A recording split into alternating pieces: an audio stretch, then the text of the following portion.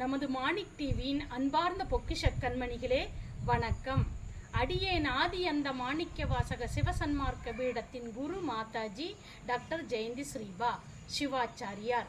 பிரபஞ்ச நடராஜரின் புகழ் ஓங்குக உலகமெல்லாம். சிவஜோதி சிவஜோதி சிவகாமி சிவஜோதி சிவஜோதி சிவஜோதி சிவகாமி சிவஜோதி. ஓம் நம சிவாய. இன்னைக்கு நம்மளோட டாபிக் ஆசையை பற்றிய திருமூலரின் விளக்கம்.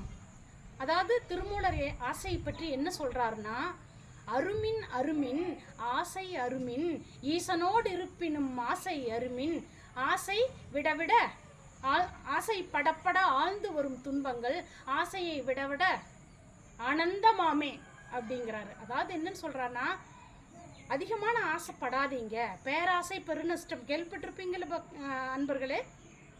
அதிகமாக பேராசைப்பட்டால் அது நமக்கு பெருநஷ்டத்தை தான் கொண்டு வந்து விடும். அதைத்தான் நம்ம சித்தமகான் சித்தபுருஷர் திருமூலரும் சொல்கிறாரு. ஆசையை அதிகப்படாதீங்க. நமக்கு என்ன ஆகும்னா, அந்த ஆசைப்பட்டுக்கிட்டே இருந்தால் நிறைய நஷ்டங்களையும் பேராசையினால் பெரு நஷ்டங்களையும் பெரு விளைவுகளையும் நம்ம சந்திக்க வேண்டியது வரும். அதனால் ஆசை விட்டுட்டு நமக்கு என்ன தோணுது, நமக்கு நிஜ வாழ்க்கைக்கு எது நன்மையோ அதை மட்டும் செய்யுங்க. அதுதான் ஆசை படப்பட ஆழ்ந்து வரும் துன்பங்கள்ங்கிறாரு. ஆசைப்பட்டுக்கிட்டே இருந்தால் துன்பம் தொடர்ந்து வந்துக்கிட்டே தான் இருக்கும். ஆசை அருமின் அருமின். அதனால ஆசைகளெல்லாம் அறுத்தெறியுங்க. ஈசனோடு இருப்பினும் ஆசை அருமின். ஈசன் இறைவனே நமக்கு அனுகிரகம், ஈசனே இறைவனே அனுகிரகம் கொடுத்தா கூட ஆசைப்படாதீங்க, அதிகமாக ஆசைப்படாதீங்க.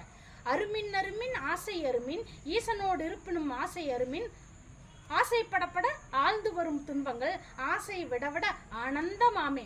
ஆசையை விட்டுட்டிங்கன்னா ஆனந்தமாக வாழலாம்னு நம்ம திருமூலர் ஐயா நமக்கு அந்த காலத்திலேயே விளக்கத்தை கொடுத்துருக்கிறார். அதையும் நம்ம எல்லாரும் கடைபிடிச்சு நல்ல வாழ்க்கைக்கான முன்னேற்ற பாதையில் நம்ம செல்வோம். நன்றி என்பர்களே.